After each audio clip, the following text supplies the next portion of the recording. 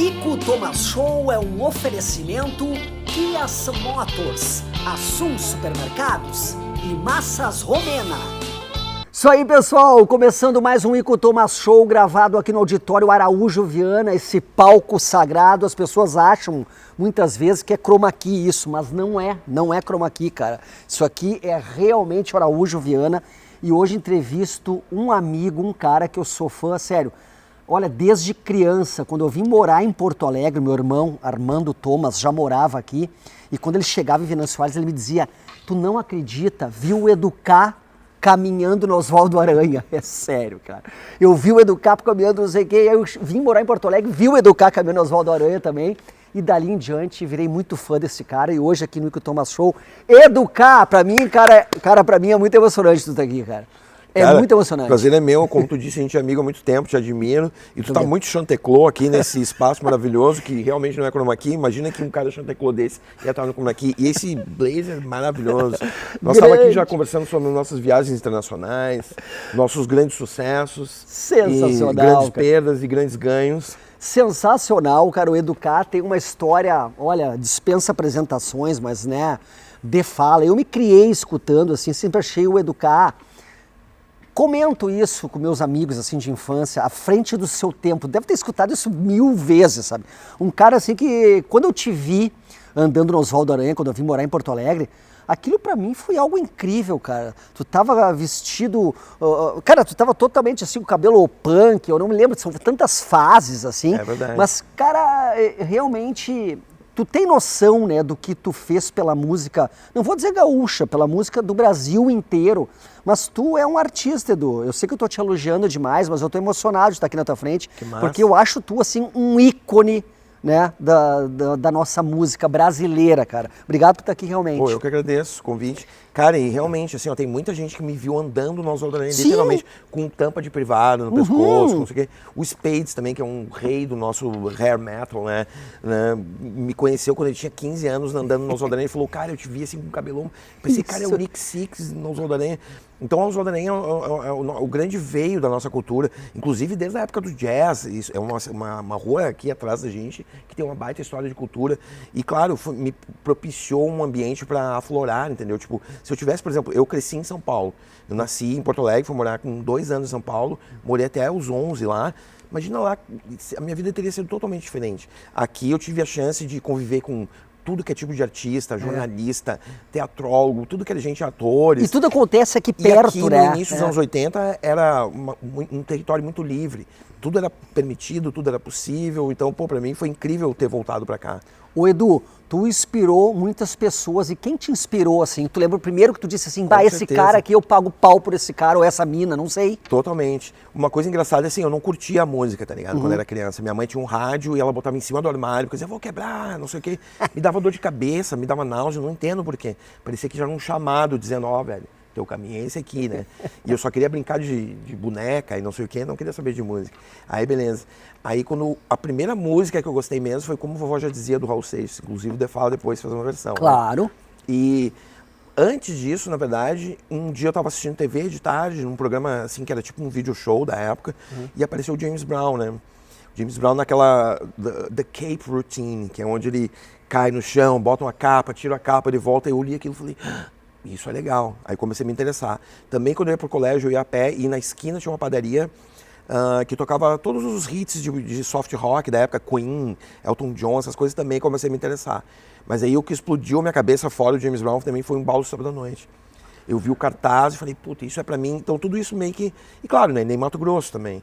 Um cara que sempre me influenciou, porque meu pai e minha mãe, eles tinham uma vida cultural muito forte em São Paulo. Eles iam a tudo que era filme, peça de teatro. Eles foram no lançamento do Fruto Proibido da Rita Lee. Olha só. Minha mãe foi no Falso Brilhante de Elis Regina. Imagina, a minha mãe era super fã de Dizzy Croquettes, que era um grupo de dança incrível, super revolucionário pra época. À frente do seu tempo mesmo. Dale, e tal. Então, assim, o pai e a mãe foram uma grande influência cultural pra mim. O pai escutava tudo que era coisa de jazz, a mãe tudo que era coisa de MPB. O pai também gostava de um pouco de rock. Ouvi Miles Davis pela primeira vez com meu pai, sabe, essas coisas assim. E aí eles foram no show de lançamento do primeiro disco do Secos e Molhados. E eu ia sempre junto na hora que eles iam comprar o ingresso. Foi assim que eu vi o cartaz do Embalo do Sábado à Noite, tal, porque eu tinha, sei lá, 6 anos, 5 anos, não sei, eu era bem guri mesmo. Aí eu entrei no Teatro de Arena, que depois virou o Café Piu Piu, hoje lá no Bexiga, e tinha o palco era redondo, tinha a plateia dos dois lados, e era um palco todo cheio de caveira de bicho e plumas e não sei o quê, e era o lançamento do primeiro disco do Secos Molhados. Imagina, aquilo me impactou muito, aí eu comecei a querer saber, aí conheci o Ney, aí a mãe dizia que eu fazia fantasias em casa com papel, colava, artista. A mãe disse também que eu apresentava a quermesse no colégio, nem me lembrava dessas coisas, tá ligado? Aí eu, que legal, então eu sempre tive essa veia, assim. Então foi isso, né? E aí a música mesmo me pegou a full mesmo, no final dos anos 70, porque eu vinha pra cá, pra Porto Alegre, passar final de ano com a família, avô e tal, e as rádios daqui já estavam tocando os bolachões, né, 12-inch, que era um compactão grande de hip hop da época, que era Kurtis Blow, Grandmaster Flash, sabe? E aí, num lado era a música, no outro era o instrumental. Então era muito moda na época. Páscoa. Aí botava o instrumental, fazia um rap da Páscoa. Natal. Botava o instrumental, rap do Natal. Aí eu achava uma bobajada o rap do Natal, mas eu achava a base, a música incrível. Aí um vizinho da minha prima, que aí morava com a minha avó do outro lado da rua, tinha Kraftwerk, Giorgio Moroder. Olha só. E aí eu comecei a gostar de música eletrônica, por causa do hip hop e do Kraftwerk. Então, assim, a minha grande virada na música foi justamente pela música eletrônica. Primeiro, claro, foram os Stones, né? Não vamos negar que é a grande banda da infância. Aí depois, né, pré-adolescência, foi essa música eletrônica. Aí eu passei anos querendo produzir isso, até chegar o Kings of Bush do The Fall, né? Que foi o momento. E o disco que tu mencionou, Meu Nome é Educar. O disco Meu Nome é Educar, eu acho que eu gastei aquele disco, acho que ele estragou de tanto que eu escutei. Meus amigos de Venâncio Aires, a gente se reunia para fazer churrasco, era só Meu Nome é Educar. E aquele disco, Edu, a gente colocava do início ao fim, assim, escutava ele de cabo a rabo, assim, né? Foi uma fase que tu tava de terno, né? Sim. Cabelo curto, assim. Como é que foi aquela fase? E a história desse disco, ele disse que foi uma loucura, né? Um lance assim, eu sempre tive uma veia pop muito forte. Mesmo com uma banda experimental, que nem o The Fala, mesmo com os meus trabalhos mais experimentais, sempre tem um veio muito forte, assim, né? De pop. E aí, na época do Meu Nome é Educar, eu quis fazer um disco pop meu, com um pé no Roberto Carlos. Olha só. E um pé no R&B eletrônico e mais um hip hop, uma vertente do hip hop um pouco mais chanteclô que estava rolando na época, né? Que no Brasil ainda não tinha. E o visual era inspirado nessa coisa mais pop, mais crooner, mas muito no Cães de Aluguel também, né? Que foi um filme muito marcante. Esse era filme... aquela slim necktie, assim, aquela coisa gravatinha fininha e tal. E a banda toda se vestia assim também, então a gente tinha esse clima meio Cães de Aluguel, né? E esse disco foi incrível, porque eu fiz ele num teclado desse tamanho, assim, que era um trambolho, que o Ensonic SR10. Era um sampler que nos Estados Unidos usavam fazer country. Aí no Brasil eu era a única pessoa que tinha, depois o Chernobyl comprou um também. E ele era da época que... Hoje a gente tem ilimitado, né, ilimitados recursos para produzir e tal, mas na época tu usava um floppy disk desse tamanho, assim, que era um discão, assim, que tu botava nele. Tinha pouco recurso de memória e tal, tudo. E eu produzi o disco inteiro ali, sozinho, em casa. Foi a primeira vez que eu consegui produzir. Eu te falei, né, que eu comecei a gostar de hip hop no final dos anos 70. Desde lá, eu tinha cadernos onde eu anotava o que eu ia fazer, o dia que eu tivesse um sampler, ou depois um computador e tal. E hoje parece ridículo, mas era impossível o acesso a esse tipo de equipamento na época. Mal gravar uma banda conseguia. Mal entrar no estúdio tu conseguia, era tudo muito caro, né? E aí, quando eu finalmente consegui comprar esse sampler, graças ao meu trabalho com o Dudu Marotti, que é um cara genial, que produziu o Jota Quest, um monte de coisas eletrônicas, Skank, ele tem uma grande produtora, né, que é a Dr. D, e foi o primeiro cara da publicidade a trabalhar com sampler, música eletrônica, e eu era super amigo dele, comecei a trabalhar com ele, aí comprei isso e produzi. Inclusive, aliás, a guitarra da Popozuda, que todo mundo acha, a guitarra é um violão ligado nesse sampler, que tinha uma distorção maravilhosa. Então, aquela guitarra é um violão. Mas aí, produzi esse disco, consegui lançar ele com um selo chamado W, né, na época, que era de um grande advogado de direitos autorais. Aí, assim, ó, na época, a Transamérica pegou, vai tomar no... muito e legal, explodiu a música, entendeu? Começou a tocar. Os caras me ligavam todo dia e queriam entrevista, queriam que eu fosse na rádio. Pô, que massa, olha só, né? Porque assim, eu acho que as músicas que eu faço, principalmente que têm um apelo pop, elas realmente chegam nas pessoas. Não importa, não precisa de jabá, não precisa de nada. A música pop que é desse jeito, como a Popozuda, por exemplo. Popozuda até hoje, as pessoas escutam. Até hoje está em propagandas, filmes, jogos, né? Videogame. Então, assim, essa música explodiu, só que daí é aquela coisa, né? Chegou um momento onde os diretores da rádio disseram, tá, e aí? E aí, como a gravadora, o selo acabou não indo muito pra frente, esses fundos pra jabá, pra essas coisas desapareceram na época, e eu fiquei a ver navios. Os caras me ligaram, ó, velho, deu pra te tirar a música da rádio, e o meu sonho fez assim, que foi uma constante na minha vida até eu quebrar a maldição do The Fala. Porque, não sei se você sabe, mas o Manuel de Faixa, ou de Faia, dependendo de se está na Espanha ou na Argentina, que ele é um espanhol que morreu na Argentina, né, viveu na Argentina, era um grande compositor erudito espanhol, que foi uma grande influência minha do Carlo. Porque o The Fala no início era eu, o Carlo e a Biba Meira, né? Sim. Então a gente tinha uma influência de prog, Gênesis, essas coisas todas, Yes, e também de muita música erudita. E aquilo, né, ia para o nosso som de uma certa forma, e na hora de escolher o nome, o Carlo escolheu o The Fala. Então o The Fala é por causa desse cara. Então eu sempre tive uma impressão assim que ele lá na tumbinha dele ficava se remoendo, todo dizendo o que esses caras de mini saia e tampa de privado na cabeça estão fazendo usando o meu nome. Então se criou uma maldição do The Fala que acabou virando, né, esse grande mistério do The Fala. Ah, vai, não vai, o que vai acontecer, o que eles estão fazendo? Aí eu passando dos 50 anos, hoje já estou com 56, quebrei a maldição. Hoje eu sou um sucesso completo e restrito. Entendeu? Inclusive estou lançando coisas novas esse ano, maravilhosas, clipe, música nova, tô com uma banda nova, com uns caras maravilhosos, tô com uma produtora foda também, que é o Graxa, o Cris Torniolo, né, que estão trabalhando junto numa produtora nova, que é como é que é o nome? Sonar. Sim. Então, cara, sabe, tudo isso. E nessa época foi muito frustrante, né, porque, imagina, do nada tu faz uma música em casa, sozinho, e aquilo vira um sucesso estrondoso da noite pro dia. Mas aí, né, puxaram o plug e fez... Como é que surgiu o The Fala, tu lembra? Lembro. O The Fala surgiu de uma banda chamada Fluxo, que surgiu de uma banda chamada Fluxo de Energia.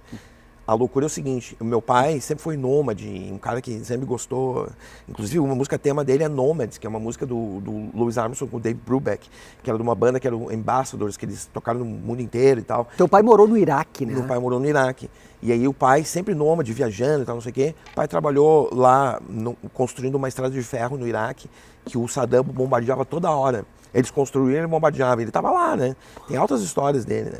Inclusive, ele escreve um livro, um blog, uma coisa que ele nunca lança sobre essas histórias. Mas, ó, pai, tem que lançar, né? Tem que lançar. Aí é o seguinte, quando eu morei em Foz, que o pai trabalhou na Itaipu, conheci um cara que é conhecido aqui na nossa terrinha, o X, o Gustavo Aguirre, que é um chileno, né? Que ele tocou na Justa Causa, que é uma baita banda aqui do nosso rock. Ele tocou até já com uma Cachorro Grande, né? Um guitarrista legal. Só que assim, ele era vocalista e eu era guitarrista. Eu não era vocalista, eu acabei virando vocalista. Tanto que no início ali da Fluxo, da Fala que eu fazia os backs, os caras diziam, cara, só toca, pelo amor de Deus. Não sei, depois pela necessidade eu acabei aprendendo. E aí, esse cara morava em Foz, a gente começou uma banda lá, né? Que era meio influenciada por Stones, aquela coisa toda do rock and roll inicial. E aí, nesse meio tempo, a gente pegava a TV do Paraguai. Depois eu acabei morando no Paraguai também. E o pai dele tinha aqueles videocassete desse tamanho e a gente gravava tudo. Então a gente conhecia já Blonde, The Clash, Duran Duran, todas as coisas do pós-punk ali, do punk, que no Brasil nem tinham chegado direito ainda. Isso a gente tá falando de, sei lá, 78, 79, 80, né? E a gente estava super integrado nisso tudo. E aí a gente montou a banda Fluxo de Energia. O nome foi ele que inventou. Aliás, ele inventou meu nome também, vai vendo. E quando eu sou educado desde os 10 anos de idade por causa desse cara, né? E aí assim, porque ele dizia, tu não pode ser Eduardo. Que nome ridículo, tu tem que ter um nome de palco. Aí inventou esse nome. Aí tá. Aí eu vim para Porto Alegre, eu e minha mãe fomos lá na casa da mãe dele, disse, pô, a gente pode levar ele junto? Pode. Aí eu vim. Uns meses depois ele veio, a minha mãe só disse assim, bah, meu, só me vem com uma mala só, porque ela já conhecia, né? Porque a gente era tudo Duran, com as roupinhas, cabelinho e tal, não sei o quê. Aí o moleque chegou aqui com 5 malas, minha mãe, pelo amor de Deus, aí socamos ele em casa. E aí aqui a gente tirou de energia, que a gente falou, bah, isso é muito hippie, não dá. Aí ficou só Fluxo. E a gente não tinha baterista, não tinha baixista, era ele cantando e eu na guitarra. Aí a primeira pessoa que eu conheci aqui no Escalera, aqui do lado, foi o Tchê, Luiz Henrique Gomes, né? Querido, cara. Que é um baita amigo meu. E ele me apresentou pro alemão, né? O velho Birk, o Alexandre, pro Marcelo. E aí que a gente começou a montar a Fluxo aqui, né? Essa coisa mais new wave. E a Biba entrou pra banda. Eu conheci o Miranda e o Gervásio numa história clássica lá, numa loja de discos usados que tinha ali no centro, a Free Discos. Nós três querendo o mesmo disco, né? Que era um disco do Madness, One Step Beyond. E eu peguei o disco, a gente se gravava fitinha nessa época, né? Não tinha computador, não tinha nada e tal, então... Aí, vamos... Aí o Gervásio falou, pô, vamos lá no ensaio do Replicantes, né? Aí eu falei, pô, tu tá com uma banda com o Vander, mas é uma banda punk com o Vander, aquele hippie, porque o Vander era cabeludo. Aliás, o Vander é que nem o Johnny Rotten, igual, né? Porque ele era um hippie cabeludo, gostava de prog e depois virou um punk, quer dizer, mesma coisa do Johnny Rotten. E aí a gente foi no ensaio dos Replicantes. Histórias, cara. Incrível, assim, numa garagezinha na casa da mãe de Gerbasi. E tudo ligado no mesmo amplificador, um kit de bateria podre. Cara, eu fiquei assim, ó, eu já conhecia Nicotina, né? Que foi a grande música do rock independente, alternativo aqui no Rio Grande do Sul, que a Ipanema explodiu, né? Porque quando eu cheguei aqui em 83 só tinha Nativismo, só tinha o Borgatinho, que é um baita, né? Volta e meia encontro ele, reverencio muito, né? Porque ele era o Robert Plant e o Jimmy Page num cara só, pra juventude da época. Sensacional essa analogia. Mas eu tava tentando achar a minha turma. E acabei achando com o Miranda, né? Essa coisa mais new wave e tal. O Miranda foi um grande agitador da cidade. E aí o Miranda disse, agora tu tem que ir no ensaio da minha banda, Urubu Rei. Cheguei lá, me apaixonei pela banda. Era o Castor na guitarra, o Flu no baixo e a Biba na bateria. E ainda tinha as gurias, né? A Luciana Dami, a Lila Vieira, a Paty Secato. Então, cara, era uma banda incrível. E o Miranda no teclado. Cara, aquilo era o meu mundo. E eu dizia assim, se um dia eu tocasse com essa banda, né? Mal sabia eu que um dia o The Fall ia virar essa banda comigo cantando, né? E aí a Biba entrou na banda, né, no Fluxo, e a Fluxo começou a virar para um lado mais pós-punk, mais gótico. A gente gostava de Silks e Bauhaus, The Cure. Adoro. E o X mais Duran Duran. Né? A Silks foi uma bela lembrança. Maravilhoso, né? E aí a gente fez assim, né? A gente falou, cara, nós vamos continuar a banda, e ele continuou a banda. Inclusive tem um show incrível, que é o primeiro show do The Fala, que tem a Fluxo e o The Fala, lá em Canoas. Aí o segundo show que é o mais conhecido foi abrindo o Capital Inicial no teatro aqui, né? Como é que era o nome? Teatro Castelo, Cine Castelo, que aqui na Zenha é um grande cinema que virou uma casa de shows lotado, o Capital bombando na Ipanema, o primeiro compacto descendo o Rio Nilo. Nós era muito fã deles, era uma das primeiras bandas pós-punk do Brasil. E eles eram fã da gente, a gente não sabia. Aí, quem que vocês querem que abra o show? The Fala. Nós, fomos lá pro segundo show da banda para, sei lá, 20 mil pessoas, sei lá quanto tinha. Então foi tudo isso incrível, só que daí o The Fala acabou saindo de toda essa gênese e a gente foi para esse lado com o trio, né, Carlo, Biba e eu, mais pós-punk, mais essa coisa, mas já com uma baita influência de funk, soul, que a gente sempre gostou disso. O The Fala é engraçado, porque os membros, todos gostam de rock progressivo, todos gostam de funk, soul, jazz, hip hop. Então não sou só eu que sou uma pessoa que tem várias influências, eles também tinham. Então foi um casamento perfeito, né? Tanto que até hoje a gente toca, o The Fala voltou há uns 2 anos atrás, de verdade, assim, e a gente faz shows esporádicos, o Castor mora em Maceió, mas sempre é uma sinergia muito grande, assim, é um amor à música e aos amigos, né? Isso é muito legal. Histórias do rock brasileiro, rock gaúcho, eu acho isso incrível. Ô Edu, tu sempre teve, assim, estilos bem diferentes e distintos em fases da tua vida. Sim. Isso foi sempre pensado ou quando tu viu tu tava assim, né? Qual o estilo que tu lembra, assim, com muito carinho? Cara, é um misto, porque assim, eu sempre fui uma pessoa que seguiu o coração, digamos, né? Eu me apaixono pelas coisas e vou atrás, e tenho sempre essa curiosidade, e quero vivenciar as coisas, eu não quero só ficar olhando de fora, eu quero estar dentro. Então, teve tudo que é fase, tudo que é coisa, como tu disse, e a imagem sempre foi muito importante, sempre foi uma grande forma de comunicação, de expressão. Mais importante que a música, muitas vezes, pra mim. Já tive bandas que tinha foto, site, não sei o que, e não tinha as músicas, e depois nem teve. Ficou só no visual, né? E era engraçado isso, que nos anos 80 existia uma patrulha muito grande. Isso aí não é legal, isso aí é coisa de gente vendida. A imagem, foda-se, o que importa é o som. Na verdade, não, a imagem sempre foi importante, né? Sempre foi importante. O Bob Darin, por exemplo, o meu pai sempre diz isso pra mim, né? Pô, o Bob Darin dizia que as pessoas enxergavam o show antes de ouvir. O que tu vê é muito legal importante, isso, né? hein? Então eu sempre tive essa ligação com isso, como tu vê, né? Desde criança, sempre criando roupas e visuais e tal, não sei o quê. Sempre muito influenciado pela imagem. E aí a gente teve a grande revolução nos anos 80 da MTV, né? Que mudou tudo. A imagem passou a ser tudo. Então eu já estava naquele momento, né? Como tu diz, né? Às vezes as pessoas dizem, o Edu estava à frente do tempo, ou está à frente do tempo. Eu não estou à frente, eu estou no tempo. Eu sou do tempo. As coisas, cada um tem seu ritmo e tal, mas o meu ritmo é esse. Eu estou completamente ligado com o meu tempo. Então, as imagens que eu usei para me expressar sempre representaram um pouco do que eu vivia, um pouco que tinha dentro de mim e um pouco do tempo. Assim, é difícil dizer uma coisa que eu gosto mais. Eu sempre gosto mais do momento que eu estou, como eu disse, estou no tempo. Então, eu gosto do jeito que eu sou hoje e tal. E essa coisa do Silver Fox, hoje, né, as pessoas... Aliás, espero que as pessoas em geral também comecem a aceitar isso para as mulheres. Mulheres de cabelo branco, saca? Com rugas, com idade, são maravilhosas também. E isso é legal, eu acho que a gente eu, né, no caso, principalmente eu tô com 56, eu sou o novo velho, sabe? O novo idoso, que a gente não é mais, tu não tem que se conformar com algo que a sociedade impõe. Tu é o que tu é e tu pode ser feliz sendo assim, entendeu? Então eu gosto muito do meu look agora, mas pô, eu gosto muito das minhas fases drag também, né? Eu tive 2 fortes. Bah, eu lembro. E assim, uma foi há muitos anos atrás, outra foi mais recente, eu até tive um grupo chamado Burlalás, muito legal, né, de burlesco, onde eu fazia sempre de drag. E claro, desde o início dos anos 80, eu usava peruca, usava salto, me maquiava, pintava as unhas e tal, porque pra mim não existe diferença de gêneros, não existe essa patrulha, assim, né, tão forte social. Tudo é possível, entendeu? Tudo transita, entendeu? Então sempre teve essa coisa. Mas realmente as fases drag, principalmente a última, é uma coisa muito sofisticada e tal. A roupa vermelha, assim, né? Eu lembro. Né? Ficava 4 horas maquiando, aprendi a gostar mais de mim, a me amar mais através desse processo. Indico, inclusive. Especialmente pros boys. Sensacional. Educar aqui no palco do Araújo Viana, do Ico Thomas Show. Ô Edu, eu perguntei antes no camarim pra ti, se tu tem a noção, assim, de tudo, porque às vezes no dia a dia as coisas passam desapercebidas, assim. Mas tu tem noção, assim, da tua importância na vida das pessoas. Eu tenho um amigo que eu falei que tu estaria aqui hoje, eu acho que ele tá correndo pra cá. Ele quer ali atrás? Ele quer te ver, o cara que ele quer vir aqui te ver, cara. E tu tava me contando uma história incrível também, que tu foi se tatuar e o tatuador disse, meu nome é por tua causa. Sim. Cara, tu tem essa noção, assim... porque, como eu disse, no dia a dia às vezes a gente se acostuma, passa desapercebido, mas a tua importância na vida das pessoas, né? Não só com a música, com o teu estilo, tu é um artista, né? Eu acho que a minha área, talvez, de atuação artística é o comportamento, entendeu?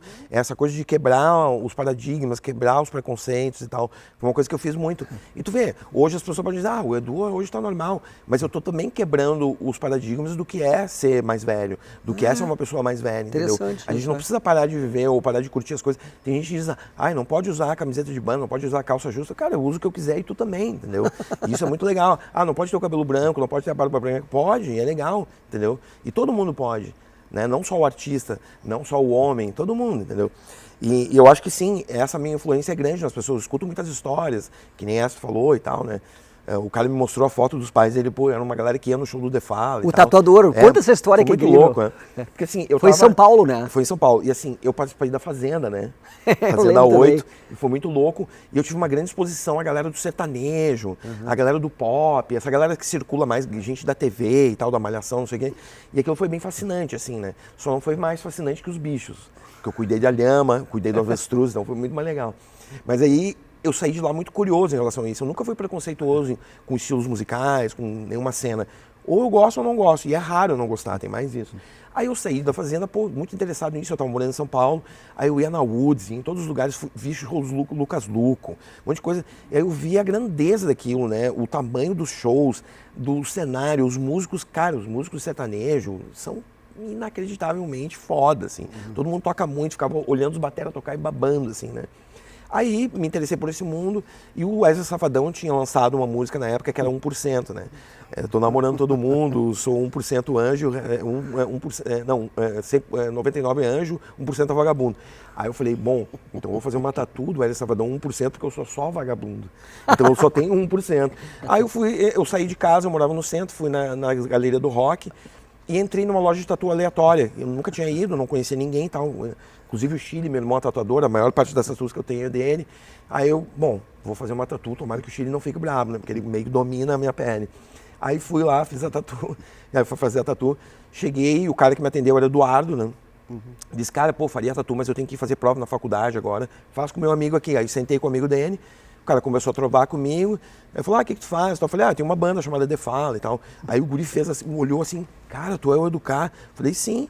Ele falou, cara, o meu nome é por tua causa, meu pai e minha mãe iam nos shows do The Fall e tal. Mas a melhor parte, essa já é incrível, mas eu tava fazendo a tatu depois, e o cara que tava fazendo a tatu, chegou um cara atrás, e era uma loja de uns cabeludos, meio metaleiro.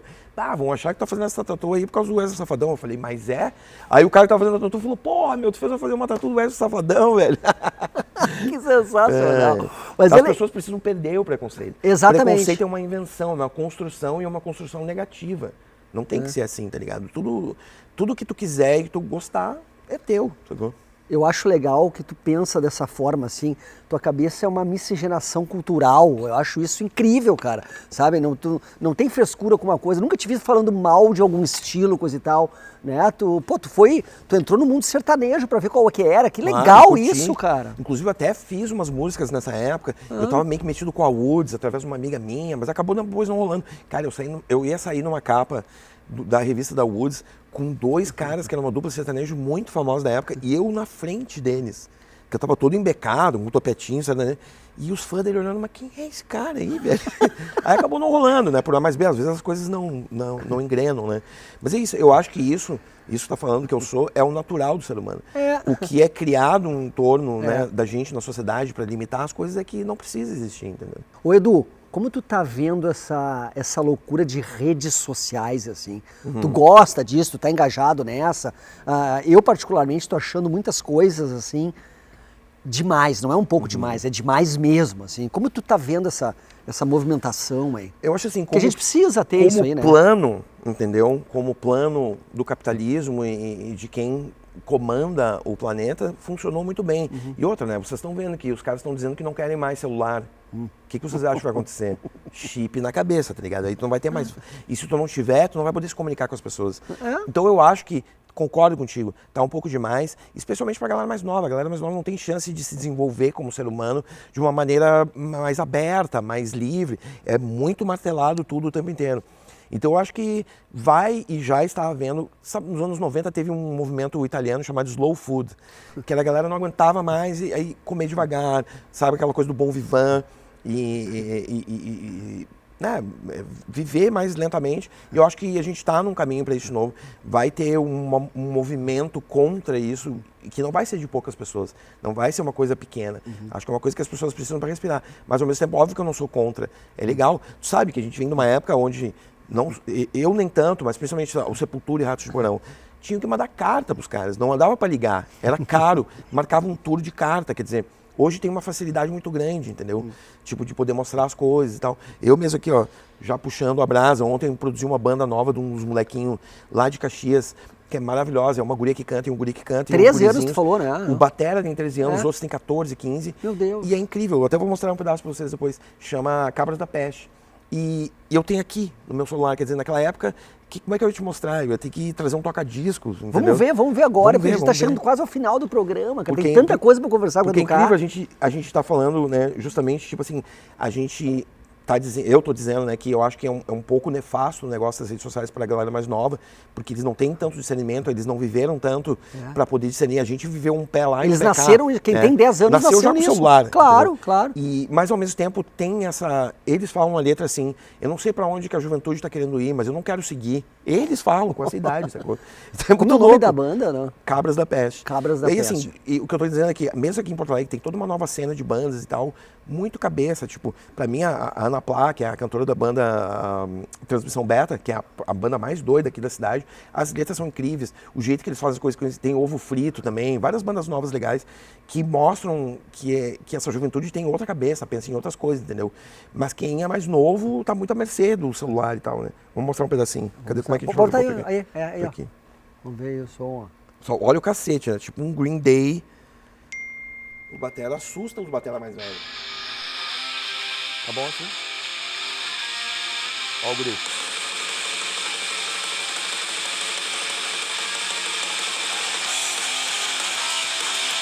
É um cacete.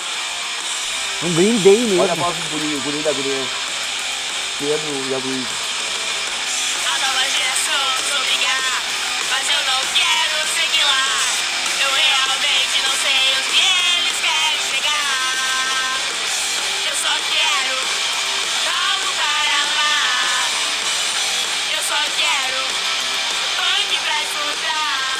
Muito legal. Cara, muito legal mesmo. Como tu conheceu essa gurizada de Caxias? Como chegaram em ti? Tem um lugar em São Marcos que é muito legal, que a galera que toca conhece. É o Veer Pub. É um pub de rock, sabe? Assim, muito legal, decorado e tal. E o dono é o Odoni. E ele é um cara incrível que ele promove muitas junções. Por exemplo, eu já fiz show lá com o Neivan Soria, sei lá, com tudo que é banda que passa por lá, e artistas, às vezes a gente vai sozinho e participa dos shows e tal. Tem outras gurias também maravilhosas, que é a Teaser, que é uma banda só de gurias, meio anos 2000, assim. Elas são tipo um Chili Peppers de gurias, cara, é maravilhoso, conheci também lá. E aí, tipo, não, na verdade conheci num lugar maravilhoso aqui, que é o FDS, aqui no 4º Distrito. Mas então, eu levei elas pra tocar lá e tal. E aí eu fui tocar lá e conheci a banda, porque eles estavam tocando. Eu falei, meu Deus, o que é essa banda? Uma molecada. Cantei com eles. Eles tocam Amanda, eles tocam Baby Doll, né? As minhas músicas conhecidas e tal. A gente toca uns Ramones, eles curtem bastante coisa. O James também da Tequila, volta e meia toca com eles. Inclusive a gente vai tocar agora na festa de aniversário de 1 ano da banda, eu e o James com eles lá em Caxias. E esse cara, né, o Odoni, ele promove essas junções muito doidas, assim, sabe? Tipo, sei lá, o Rafa Malenotti com o Quindim e com uma banda local lá deles e, bom, muito doido, assim, muito legal, né, assim. Tu vê que tem uma efervescência do rock acontecendo de novo, né. Muito tempo se fala, assim, eu não sou só do rock, eu gosto, como todo mundo sabe, de um monte de coisas, mas eu acho legal o rock como expressão infanto-juvenil até, tu vê, juvenil de se rebelar contra as coisas e tal, e uma energia forte que às vezes... Hoje tá no funk, né? Com certeza o funk é o punk de hoje em dia. Mas acho legal também a questão do rock, porque tu vê lá nesse pub, em outros lugares no interior todo aqui, várias bandas novas, essa molecada nova, tem outras bandas de gurizada também, que estão indo pro punk, estão indo pro rock. A galera hoje escuta Alice in Chains, Nirvana, Deftones. Tu fica, caraca, cara, que legal, né? Porque a gente sempre falou sobre isso, mas agora é real. Antigamente tinha um nicho aqui, outro lá, agora a coisa cresceu bastante, assim. Pessoal, que maravilha receber o Educar aqui no meu programa, cara.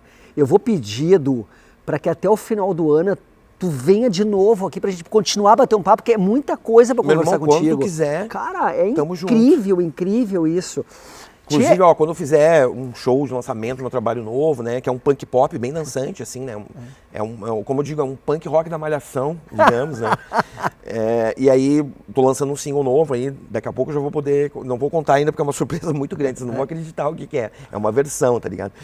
Uma coisa legal, né, de 1 ano pra cá, eu comecei a tocar bastante coisa do rock gaúcho, eu assumi o meu legado do rock gaúcho, a minha participação nessa cena maravilhosa, dessa construção toda que a gente tem aqui, e me aproximei de novo de todos os meus amigos das bandas e tal, tanto que eu tô cantando agora com a Tenente Cascavel, né? Um Tchê, querido. É muito incrível, estamos fazendo, agora em julho a gente tem 10 shows e tal, e é muito legal. Eles são meus Stones, né? Uma maior banda de rock que eu já cantei junto. Então isso foi muito legal, porque me trouxe de volta às raízes, né? A gente tem um coração aqui no Rio Grande do Sul, aqui em Porto Alegre, não tem como negar, né? E é uma cultura muito rica, então eu toco Júpiter, toco Tequila Baby, toco Cascaveletes, toco TNT, tudo versão punk rock, tá ligado? A galera fica assim, caraca, eu nunca pensei em ouvir isso, punk rock. E tem as minhas músicas também, claro, Amanda, Baby Doll e tal. Mas aí a gente também tem umas músicas de sertanejo, de pagode, tudo versão punk. Galera, vocês não imaginam o que é esse projeto novo. Se chama Educar, é óbvio, mas logo vai estar nas plataformas. Olha aqui, ó, o Educar vai voltar até o final do ano aqui no Ico Thomas Show pra gente conversar novamente. Quero agradecer demais a tua participação aqui. Eu que agradeço. Eu sou um fã, cara. O meu irmão mais velho me apresentou o som do The Fala, eu apresentei para meus amigos, é uma corrente, cara, tu é o que cara, massa. Sério, tu é o cara. Eu sou muito teu fã. Tu também, cara, pô, tu é um baita comunicador, é um prazer estar aqui contigo. E obrigado, tamo junto sempre que tu quiser, velho. Tá bom, obrigado. Valeu, Educar aqui no Thomas Show, voltamos na semana que vem. E atenção, juízo, hein?